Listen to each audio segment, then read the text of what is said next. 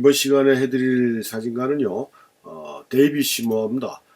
그러니까 앙드레 까르띠에-브레송, 로버트 카파, 데이비 시머 이렇게 이런 사람들이 매그남을 설립했다라고 그랬죠. 그 사진협동조합이다라는 말로 표현할 수 있고, 프리랜서들의 그런 모임, 그 사진가의 그런 시각을 인정받고 사진가의 권위를 인정받아야 된다라는 내용을 가지고 이런 그 모임을 또 설립을 해서 운영을 하는 그런 모임의 그 창단 멤버가 데이비 시머다라고 이렇게 얘기할 수가 있는데, 이 데이비 시머 같은 경우 지금 보십시오. 카메라를 3개를 메고 있지 않습니까?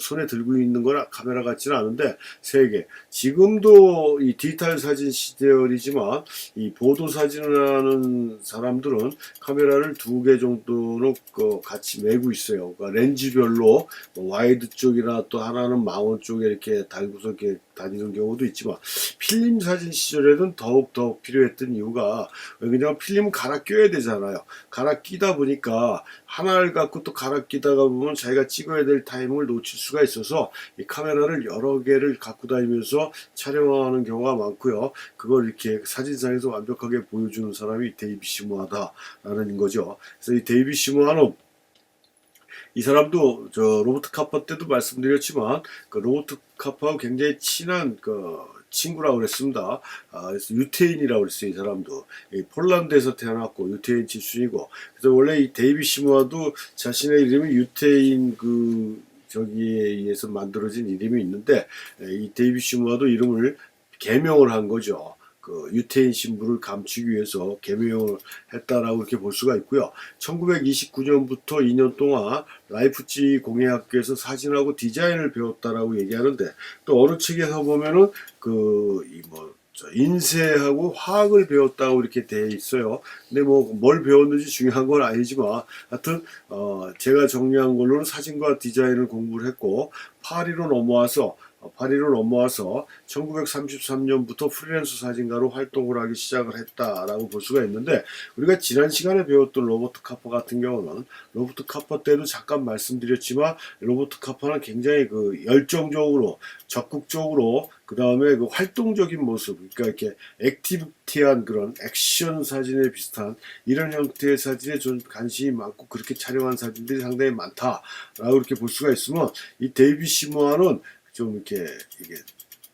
대드는 성격이 아니라 한 발짝 물러서 가지고 이 전쟁이 왜 일어났을지, 전쟁의 결과는 또 어떤 것인지, 그 전쟁 중에는 또 어떤 삶들을 살고 있는지, 일반 국민들이 이런 쪽에 대한 관심을 상당히 많이 갖고 그런 형태의 사진 작업을 했던 사진가가 데이비 시머다라고 이렇게 보면 돼요. 그래서 이 로버트 카파 같은 전쟁 사진가들도, 인물 사진가들도 마찬가지지만, 전쟁 사진가도 같은 전공 기자라고 해도 촬영하는 방향이나 목적이 많이 틀리다는 얘기예요. 그리고 같은 전쟁터의 사진이라도 사진 자체의 분위기가 완전히 확연하게 틀립니다. 그래서 로버트 카파는 로버트 카파대로, 데이비 시머 사진을 보게 되면 굉장히 정적이고 조용한 느낌의 사진이 전쟁터지만 그런 게 더 많다. 그래서 특히 전쟁 기간 중에 남자들을 대신해서 현장에서 일을 해야 되지 않습니까, 여인들이. 그런 모습들을 또 틈틈이 기록을 했고, 또 데이비 시머는 전쟁 사진가라는 타이틀 중에 전쟁 고아나 전쟁에 의해서 이 피해를 받고 있는 어린 아이들을 대상으로 한 사진이 상당히 많이 있어요. 그러니까 그런 또 특징이 있다라는 점이죠. 그래서 이 데이비 시머 자체가 그런 특징을 갖고 있는데, 스페인 내전, 아까 로버트 카파 강의할 때 말씀드렸듯이 스페인 내전을 데이비 시머와 그 다음에 로버트 카파, 그 다음에 로버트 카파의 와이프 격인 게르타 타로 이렇게 셋이서 취재를 했다라고 얘기를 했어요. 그래서 스페인 내전이나 체코슬로바키아, 그 다음에 다른 유럽 지역의 사건 취재로 명성을 얻어가는데, 솔직한 얘기로 까르띠에 브레송이나 로버트 카파 정도까지의 뭐 엄청난 명성은 얻지는 못했습니다. 그래도 굉장한 그 지명도가 높았던 사진가 중에 한 사람이 데이빗 시모아다라고 이렇게 볼 수가 있고요. 이 데이빗 시모아는 또 4개 국어에 능통했답니다. 4개 국어에. 그래서 그 언변도 좋고요. 그래서 이 사람이 그 전쟁 아까도 얘기했듯이 이 데이빗 시모아는 아이들을 대상으로 한 감동적인 촬영한 사진가로도 유명하다 하니까 전쟁터에서 만난 아이들의 모습들을 주로 대상으로 해서 지금 몇 장의 사진이 보여지지만 이렇게 로버트 카파의 사진하고는 굉장히 분위기 자체가 완전히 틀리지 않습니까? 그래서 이렇게 1939년 2차 대전 발발로 스페인 피난민들이 멕시코까지 이동 피해가고 있는 모습들을 이동을 쫓아가면서 기록을 했고 또 1940년에는 미국의 사진병으로 입대를 해요. 그러니까 미국으로 넘어온 겁니다. 이 사람도 미국의 사진병으로 입대를 하는데 부모는 히틀러 나치한테 잡혀가지고 죽음을 당하죠. 죽음을 당하는 이런 또 불행한 그 가족사도 가지고 있는데 이렇게 해서 전쟁을 마치고 나서 1947년도에 또 디스 위크라는 잡지에서 그 오다가 들어옵니다. 사진 오다가 무슨 얘기냐면 2차 세계대전 종식 2주년 기념으로 데이빗 시모아를 유럽으로 급파를 하는 거예요.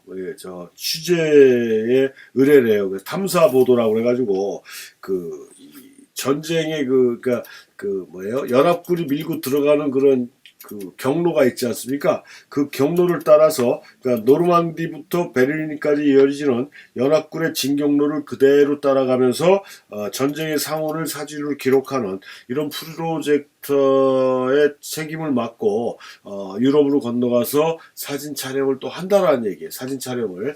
그래서 또 굉장히 많은 근데 그런 사진에서도 전쟁의 아픔이나 이런 것도 있긴 있지만 아이들도 상당히 많이 찍어요. 근데 이 사람은 자기 말 맞다나 어깨로으로 찍든가 몰래 찍는 경우가 아니라 동화가 되는 거예요. 그 사람들이 카메라 자체가 있다라는 거를 의식하지 못하게 같은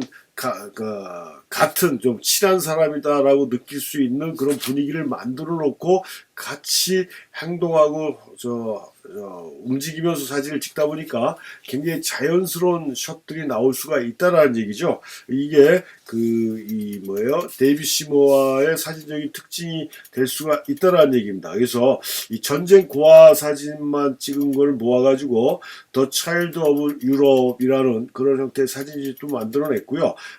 그래서 이 사람은 아까도 말씀드렸듯이 멀리서 찍지도 않고 어깨로으로 찍지도 않고 피사체 그러니까 사진 찍히는 대상 인물하고 함께 있고 그들과 감성적인 친분을 쌓았다라는 느낌이 들 정도로 굉장히 친밀감 있게 그러니까 사진 찍히는 피사체 대상들이 데이빗 시모아의 카메라에 적대감을 보여준다든가 거리감을 둔다든가 하는 이런 어색함이 없이 좀 더 자연스러운 모습으로 찍을 수 있는 그런 형태의 촬영 작업의 이 데이빗 시모아의 특징이다라고 볼 수가 있고요. 또 전쟁 후에도 마찬가지의 유네스코 소속으로 피난민 아이들의 생활을 카메라에 담는 작업도 꾸준히 진행을 한다라고 이렇게 볼 수가 있습니다. 꾸준히.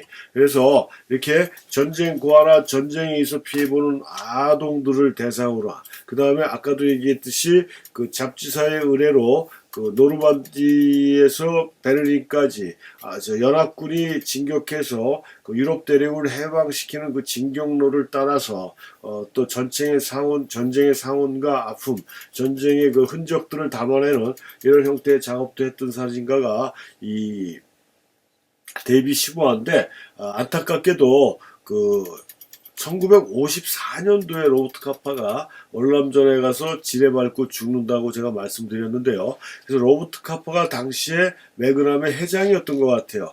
근데 이제 죽었지 않습니까? 사고로 죽은 다음에 데이빗 시모아가 회장을 맡습니다. 그러다가 1956년도에 이집트 수에즈 전쟁 촬영을 하다가 이집트군이 쏜 총에 맞아 죽어요. 그러니까 아까 로버트 카파 설명할 때 제가 말씀드렸듯이 이런 전군 기자들은 수명이 굉장히 짧습니다.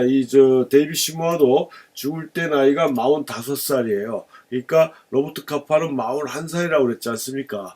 그 우리나라에도 많이 알려져 있는 그 일본 다큐멘터리 사진가 구아바라 시세이라는 그 친한파 사진가라고 할 수가 있습니다. 격동의 세월 그래갖고 우리나라에서도 사진집이 나왔어요. 우리나라의 그 정치적으로 굉장히 혼란한 시절에 그 격동의 세월을 뭐 하는 이런 이승만 정권 때인가 정확하게 잘 기억은 안 나는데 하여튼 그런 사진 찍고 그래서 지금도 수시로 우리나라를 자주 방문하는 걸로 알고 있는데요. 이 사람이 자기 그 쓴 자서전 같은 책에서 뭐라고 얘기했냐면 자기가 지금까지 살아있는 게 너무 창피하다라고 얘기를 했어요. 그러니까 이 구아바라 시세이의 동료들이나 선배나 후배들은 대부분 월남전을 취재하다가 다 죽었거든요. 사고사로. 그러니까 종군 기자나 보도사진가로 활동하면서 자기처럼 오래 살았다라는 건 그 구아바라 시세이가 80은 채 안 된 것 같은데 정확한 나이는 제가 모르겠지만 아무튼 70대 후반이나 80을 좀 넘은 걸로 알고 있는데요. 그렇게 오래 살았던 거는 그만큼 열심히 작업을 안 했다라는 반증이다라고 얘기를 하면서 굉장히 창피하다라고 얘기해요. 근데 그것도 참 재밌는 게 그 앙리 까르띠에-브레송 같은 경우나 그 다음에 데이비드 더글라스 덩컨 강의하면서도 말씀드렸지만 데이비드 더글라스 덩컨은 보도사진가이면서도 102살까지 살았거든요. 그러니까 그게 열심히 살고 안 살고가 문제가 아니고 뭐 자신만이 느끼는 그런 해안이겠지만 사람이 죽고 사는 건 뭐 하늘의 뜻이니까 뭐 어쩔 수 없겠죠. 근데 하여튼 대체적으로 보면 이렇게 전쟁터라는 아주 위험한 공간이라 보니까 그 생명의 위협을 많이 느끼고 죽는 경우가 굉장히 많다. 그래서 이 종군 기자를 얘기하다 보면 또 자꾸 나오는 사진가가 있습니다. 사진가래요. 우리나라 사람이 하나 있는데요. 그 말을 하게 되면 굉장히 또 길어지고 복잡해져서 좀 답답한 일이지만 종군 기자는 아무나 하는 게 아니다라는 점. 그리고 제가 이 지금 오늘 지금 하지 않은 이 얘기는 제가 한 다른 강의에 또 들어가 있습니다. 저 사진 20세기 빛낸 사진사에는 모르겠어요. 안 들어간 것 같은데 다른 파트의 강의에 좀 분명히 들어가 있습니다. 그래서 하여튼 그런 그 종군 기자는 아무나 하는 게 아니다 하는 면을 또 데이비드 시모아나 로버트 카파 그 다음에 뭐 게르타 타로의 입장에서 봤을 때 분명한 사실이다라는 거. 그래서 하여튼 사진의 가장 핵심적이고 사진의 꽃인 이런 종군 사진의 그 화려함을 보여줬던 그런 사진가가 또 이 데이비드 시모아다라는 점을 말씀드리면서 이번 수업을 마치겠습니다.